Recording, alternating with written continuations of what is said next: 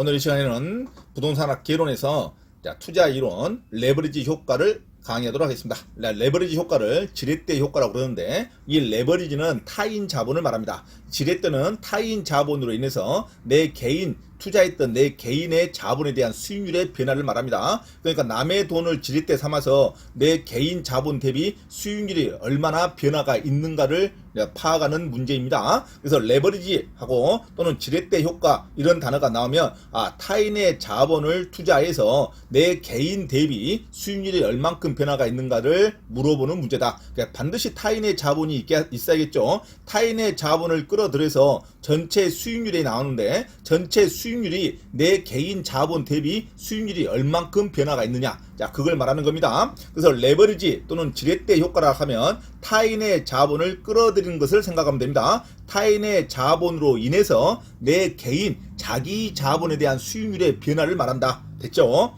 그래서 전체 사업을 하는 총 자본 수익률은 변화가 없습니다. 레버리지를 하더라도, 지렛대 효과를 발생하더라도 타인의 자본 플러스 내 개인의 자본은 총 자본이 되겠죠. 총 자산이 됩니다. 총 자산에 대한 수익률은 변화가 없어요. 단 타인의 자본을 끌어들여서 내가 100원을 갖고 시작했는지 10원을 갖고 시작했는지에 따라서 변화가 크겠죠. 그래서 타인의 자본에 따른 내 개인, 자기 자본에 대한 수익률이 변화가 되는 거지, 총 자본에 대한 수익률은 변화가 없습니다. 이해하시겠죠? 그래서 레버리지 효과를 지렛대 효과라 그러는데, 나는 가지고 있는 돈은 부족하더라도 타인의 자본을 많이 끌어들여서 이자를 낼 돈을 보다 더 많이 돈을 벌면 자기 자본 대비 수익률이 커지는 거죠. 그래서 타인의 자본으로 원금과 이자를 다 갚고 나도 큰 수익률이 발생했다. 그러면 나는 돈이 없어도 사업을 성공한 거죠. 이것을 지렛대 효과라 그럽니다. 사업을 하는데 내가 가지고 있는 돈이 작아도 남의 투자 유치를 많이 해서 큰 사업을 성공했다. 그리고 원금과 이자를 다 갚고도 수익률이 많이 남았다. 그러면 자기 자본 수익률이 아주 커지는 거죠. 이런 것을 타인의 자본으로 인한 자기 자본 수익률이라 그럽니다. 지렛대 효과가 크다 그러죠. 그래서 지렛대 효과, 타인의 자본으로 해서 수익률이 크게 발생했다. 어떤 수익률? 자기 자본에 대한 수익률이 크게 발생했다. 이것을 정의 레버리지라 그럽니다. 또 반대로 타인의 자본을 끌어들였는데 쫄딱 망했다. 원금과 이자도 못 내고 쫄딱 망했다. 그러면은 자기 자본에 대한 수익률이 마이너스가 되겠죠. 이것을 마이너스 부의 레버리지 효과라 그럽니다. 그래서 정의 레버리지 효과와 부의 레버리지 효과가 비교를 된다. 이렇게 중요합니다. 그래서 이것을 인식하시면 되겠죠. 그래서 레버리지 효과는 크게 세 종류가 있습니다. 자기 자본 수익률이 증가됐다. 타인의 자본으로 인해서, 그러면 정의 레버리지 효과라 그러고, 타인의 자본을 당겨서 사업을 했지만 망했다. 그러면 마이너스 레버리지 효과라 그럽니다. 근데 타인의 자본을 끌어들여서 똔똔이 했다. 똔똔. 원금과 이자를 주고 나서 남는 건 하나도 없다. 하지만 부도는 나지 않았다. 이것을 중립적 레버리지 효과라 그럽니다. 중립적 레버리지 효과. 정리합니다. 진도를 들어갑니다. 레버리지 효과 하면 타인의 자본으로 인한 자기 자본 수익률을 말하는 거지, 총 자본 수익률하고는 아무 변화가 없습니다. 총 자본 수익률에 대해서 공부하는 게 아니에요. 그래서 레버리지 효과, 지렛대 효과를 총 자본 수익률이라는 단어가 나오면 아무런 변화가 없다로 가야 됩니다. 총 자본 수익률은 총 투자액에 대한 총 자본 수익의 비율이죠. 당연히 총 투자액에 대한 총 자본의 비율이죠. 여기서 무엇에 대한 무엇의 비율이다 하면 항상 분모분의 분자가 나와야 됩니다. 무엇에 대한 하면 항상 분모를 먼저 말하는 거예요. 그러니까 총 투자액분의 총 자본 수익이니까 총 자본 수익 나누기 총 투자액으로 나누면 총 자본 수익률이 나온다 이겁니다. 그래서 항상 나누는 것을 총 투자액으로 나눈 거예요. 자기 자본 플러스 남의 자본 전체를 나누는 겁니다. 수익을. 그러니까 총 자본 수익률은 아무런 영향을 미치지 않는다. 어차피 남의 돈도 나누는 분모가 되죠. 그래서 레버리지 효과는 총 자본 수익률을 공부하는 게 아니라 자기 자본 대비 얼마의 이익을 남았냐, 타인의 자본을 끌어당겨서 내가 투자했던 내 개인 자본 대비 얼마의 수익률이 남았냐, 그걸 공부하는 겁니다. 자기 자본 수익률의 변화를 공부하는 거지 총 자본 수익률에 대한 변화를 공부하지 않습니다. 이해하시죠? 그래서 레버리지 효과 하면은 총 자본 수익률이 나왔다. 그러면 당연히 총 자본 수익률이라는 것은, 총 자본 수익률은 총 투자액에 대한 총 자본 수익의 비율이다. 무엇에 대한 무엇의 비율이다 하면 분모분의 분자, 분모를 먼저 말하는 겁니다. 그래서 총 투자액분의 총 자본 수익이다. 됐죠? 근데 차입 이자율과 부채 비율의 변화 모두 차입 이자율이든 부채 비율이든 얼마나 많이 타인 자본을 끌어당겼든 이 변화 모두 총 자본 수익률에 영향을 미치지 않습니다. 총 자본 수익률에 남의 부채 비율이 얼마나 많든 적든 전체 자본으로 들어오죠. 그래서 총 자본 수익률에 영향을 미치지 않는다. 자, 차입 이자율과 부채 비율 모두 변하더라도 총 자본 수익률은 변하지 않습니다. 총 자본 수익률을 공부하는 게 아니라 밑에 있는 자기 자본 수익률을 공부하는 겁니다. 레버리지 효과는 자기 자본 수익률의 변화를 공부한다. 그래서 자기 자본에 대한 내가 얼마나 투자했냐, 내 투자한 대비 수익률이 증가가 됐냐 안 됐냐를 공부하는 겁니다. 왜? 남의 돈으로 더 사업을 크게 한 거니까. 내 자본은 100인데 남의 돈이 300이냐 500이냐에 따라서 전체 파이가 커지는 거죠. 하지만 내가 들어간 돈은 적죠. 그래서 전체 수익률의 변화를 공부하는 게 레버리지 효과다. 레버리지와 지렛대는 타인 자본을 말합니다. 타인 자본의 영향을 받아서 내 개인이 투자했던 내 돈 대비 얼마의 수익을 창출하냐. 자, 이걸 공부하는 게 자기 자본 수익률입니다. 레버리지 효과는 자기 자본 수익률을 구하라는 계산을만 딱 나온다. 그렇게 생각하면 되겠죠. 자, 자기 자본 수익률을 레버리지 효과라 그러는데 부채의 사용이 자본 수익률에 미치는 영향을 말합니다. 부채의 사용, 타인의 자본이 나의 개인 지분의 수익률에 미치는 영향을 말한다. 자, 부채의 사용이 자기 개인의 지분 수익률에 미치는 영향을 자기 자본 수익률이라 그런다.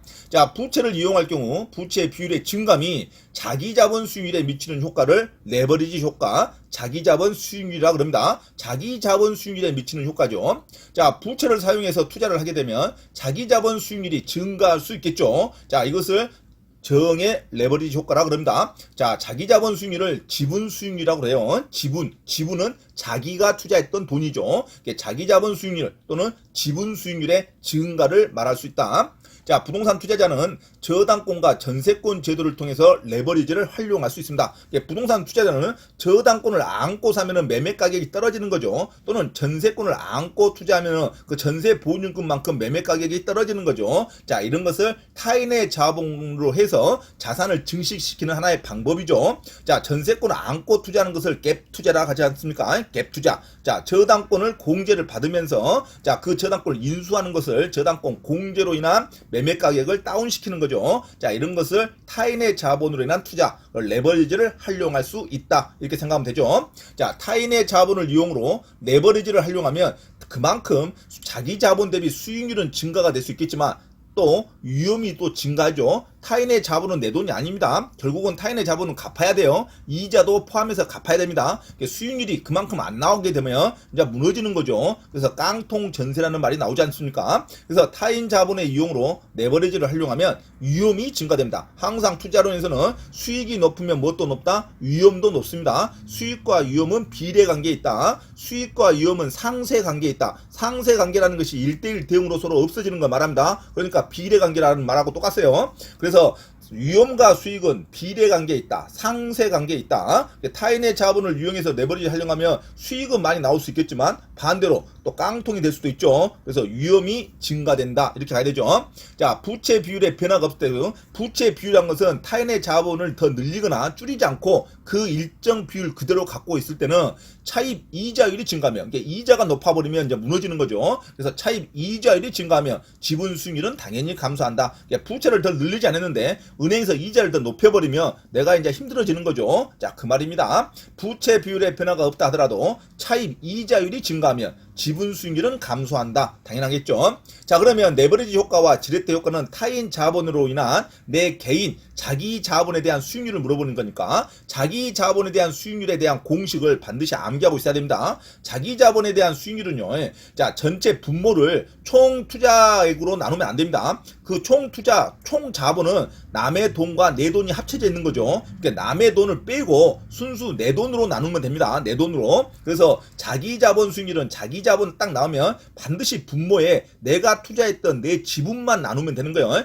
분모는 반드시 자기 지분 투자액으로 가야 됩니다. 자기 지분 투자액분에 전체 수익에다가 이자 비용을 빼야겠죠. 전체 수익에서 이자 비용을 빼야 수익이 나오니까 그 수익을 내가 투자했던 지분 투자액으로 나눕니다. 지분 투자액분에 전체 수익 마이너스 이자 비용 이걸로 구하면 됩니다. 그래서 지분 투자액분의 전체 수익 나누기 이자 비용, 이걸 다시 말하면 전체 수익에서 이자를 빼고 그 순수 수익에다가 지분으로 나누면 자기 자본 수익률이 된다 이겁니다. 그래서 곱하기 100하면 퍼센트가 되겠죠. 자, 이것을 정확한 공식으로 다시 하면 지분 투자액분의 전체 수익에서 이자를 뺀다. 은행에 대한 부채 서비스액이라 그러죠. 부채 서비스를 빼면 세전현금 수지라는 단어가 나옵니다. 그래서 우리가 공식으로 외우는 겁니다. 자기자본 수익률이란 지분 투자액분의 세전현금 수지다. 세전현금 수지. 자, 세전현금 수지를 구하면 됩니다. 세전현금 수지는 어떻게 구합니까? 순영업소득 마이너스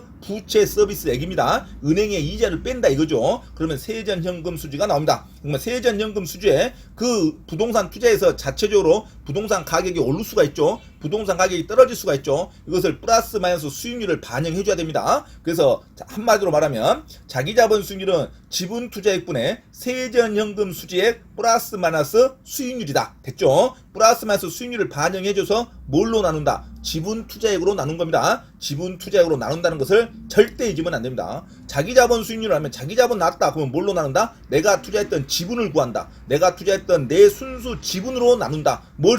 세전현금 수지를 구해서 세전현금 수지는 어떻게 구한다? 순영업소득 마이너스 부채 서비스액으로 하면 세전현금 수지가 됩니다. 세전현금 수지에 플러스 마이너스 수익률을 감안해서 그 돈을 지분 투자액으로 나눈다. 그러면 자기자본 수익률이 됩니다. 자, 자기자본 수익률이란 지분 투자액분의 세전현금 수지 플러스 마이너스 수익률을 반영한다. 됐죠? 자, 이거 반드시 외우셔야 됩니다.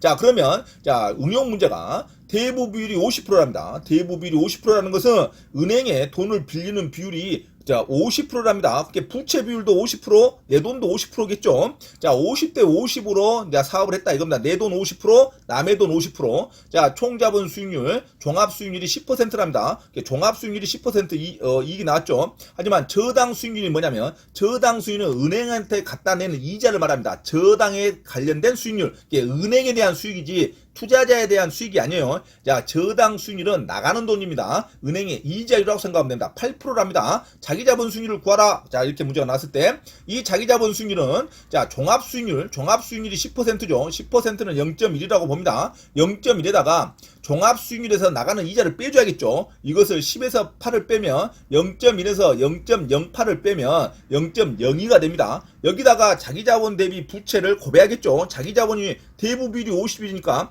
자기자본도 50, 부채도 50이겠죠. 그러니까 50분의 50이니까 1입니다. 1. 그래서 이것을 계산하면 종합수익률은 10%가 0.1이고 종합수익률의 저당 수익률 10%하고 8%를 빼면 0.1 빼기 0.08은 0.02가 나옵니다. 자, 그래서 0.1 플러스 0.02를 더하면 0.12가 나옵니다. 요 곱하기 100 하면 12%가 나오겠죠. 자, 이렇게 구합니다. 총자본 수익률을 기본으로 하고 그다음에 총자본 수익률에서 저당 수익률을 빼야겠죠. 저당 수익률은 이자를 말합니다. 이자를 뺀 금액을 자기자본 대비 부채를 곱한다. 자기자본 50, 부채 50이니까 1이 되겠죠. 그래서 0.1 더하기 0.02는 0.12가 된다. 그래서 12%가 됩니다. 자, 자기자본 수익률이라는 것은 레버리지 효과에서 반드시 나오는 응용 문제입니다. 레버리지 효과는 타인의 자본으로 인한 자기자본 수익률의 변화를 말한다. 자, 그래서 자기자본 수익률은 반드시 분모에 자기자본만 넣어주면 되죠. 자, 자기자본 수익률하면 지분 투자액, 자기 돈에 대한 자기 돈을 분해,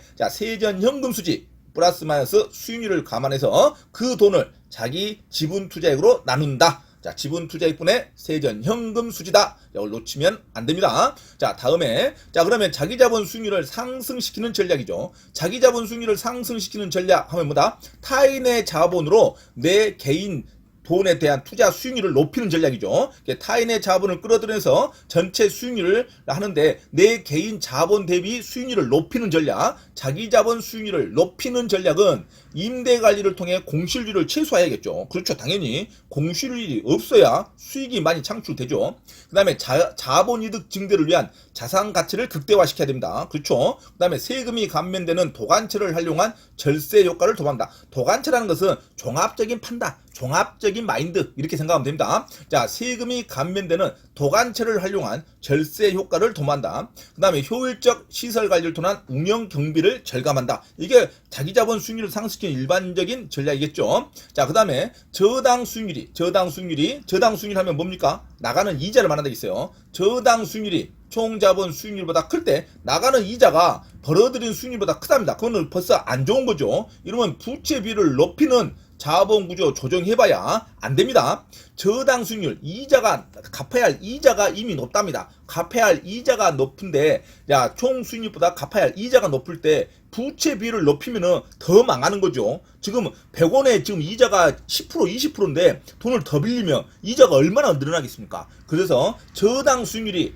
총 자본 수익률보다 클 때 부채비를 높인다 그러면 죽음이다 이렇게 생각해줘. 아니 이자가 높은데 그 이자 높은 달러를 계속 빌린다 생각해봐요. 그건 망하는 거죠. 자, 이렇게 아주 쉽게 생각해야 됩니다. 수험생은 어떤 단어를 반드시 암기한다? 저당 수익률을 암기해야 됩니다. 저당 수익률은 우리가 벌어들이는 수익이 아니에요. 저당으로 인한 수익이기 때문에 은행이 벌어들이는 수익을 말합니다. 저당 수익률은 수험생은 반드시 뭘로 고쳐야 된다? 이자라 이렇게 나가야 된다. 나가는 금리, 이자.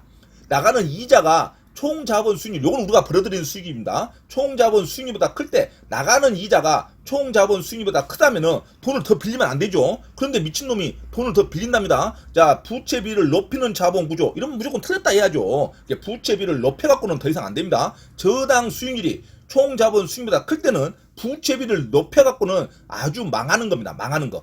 부채비를 높이는 자본 구조 조정은 틀린 문장이다. 이렇게 되겠죠. 자, 상환 조건을 달리해야 됩니다. 저당 수익률 자체를 조정해야죠. 저당 수익률을 상환 조건이라고 그럽니다. 상환 조건을 달리하는 자본 구조 조정이 맞는 말이지. 부채비를 높인다 그러면은 같이 죽겠다 이런 말입니다. 자, 저당 수익률을 뭘로 고친다? 나가는 이자라고 생각해야 됩니다. 나가는 이자가 총 자본 수익률보다 클 때는 상환 조건을 달리해야지. 부채비를 높인다는 단어가 나오면 반드시 틀린 문장으로 가야 된다. 놓치면 안 됩니다. 자, 그러면 자, 레버리지 효과는 타인의 자본에 대한 비율을 말하는데, 타인의 자본, 지렛대, 타인의 자본으로 인한 내 개인이 투자했던 자기 자본에 대한 수익률을 구하는 문제인데, 자, 그러면 정의한 레버리지 효과는 타인의 자본으로 끌어들여서 사업을 했는데 타인의 자본 이자를 다 갖고 나서도 내 개인 돈 대비 수익률이 높으면 이것을 정의 레버리지 효과라고 합니다. 남의 돈으로 사업을 성공하면 정의 레버리지 효과,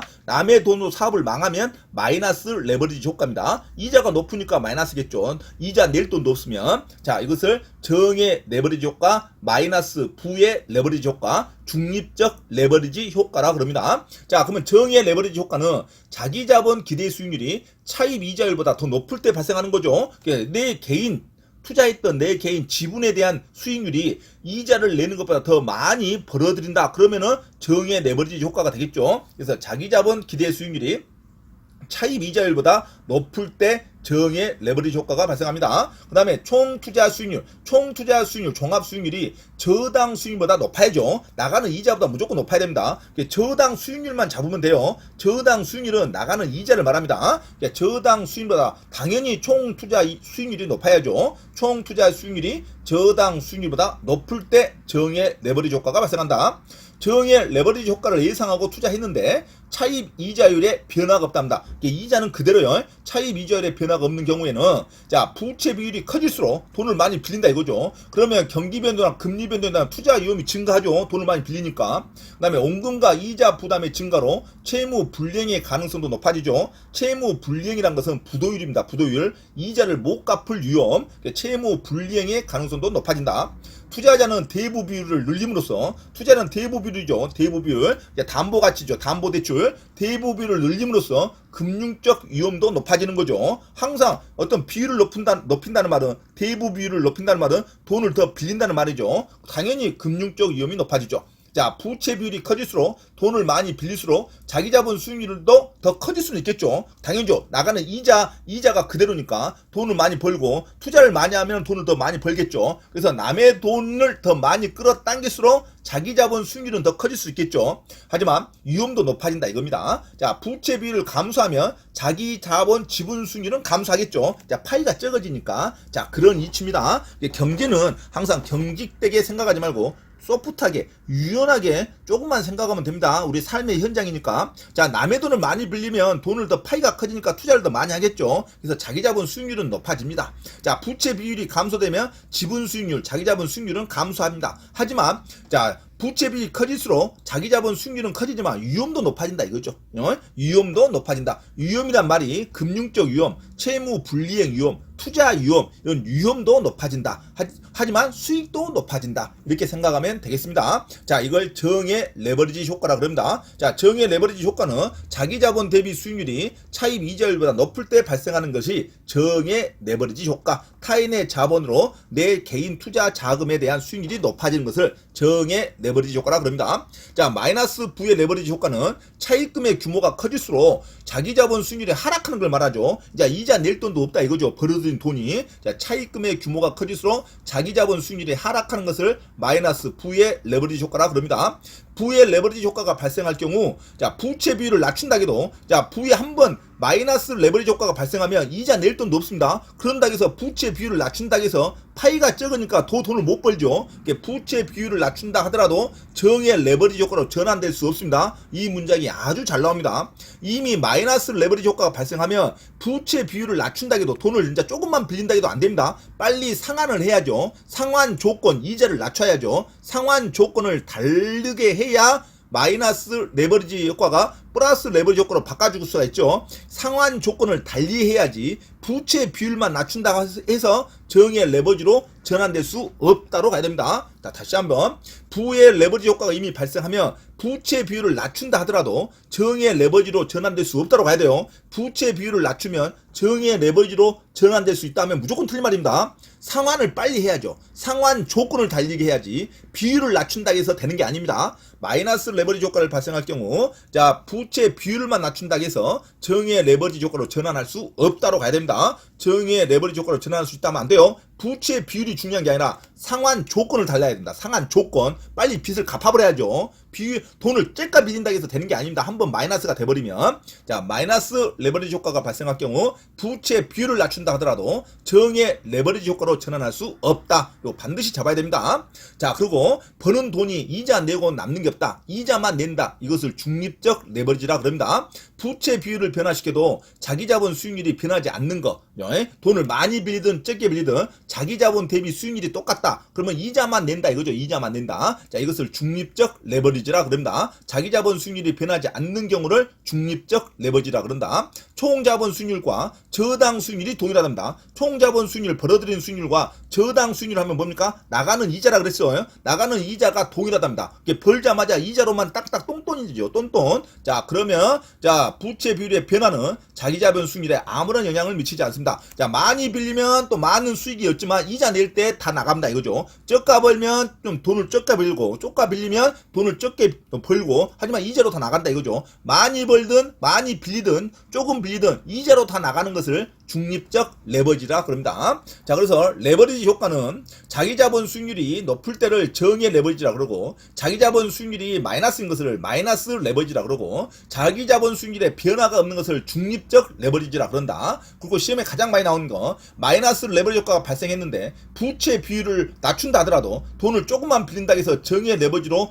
전환될 수가 없습니다. 부채 비율을 낮추는 게 아니라 상환 조건을 달리 해야겠죠. 상환 조건이 중요하지 부채 비율은 중요하지 않다. 자, 이상 레버리지 효과에 대해서 공부했습니다. 레버리지 효과, 지렛대 효과는 타인의 자본으로 인한 자기 자본에 대한 수익률을 말합니다. 자기 자본에 대한 수익률을 구하는 공식은 자기 자본분의 세전 현금 수지 플러스 마이너스 수익률을 감안한 금액을 자기 지분으로 나눈다. 자, 이렇게 생각하시면 되겠습니다. 자, 이상 레버리지 효과에 대해서 강의를 마쳤습니다.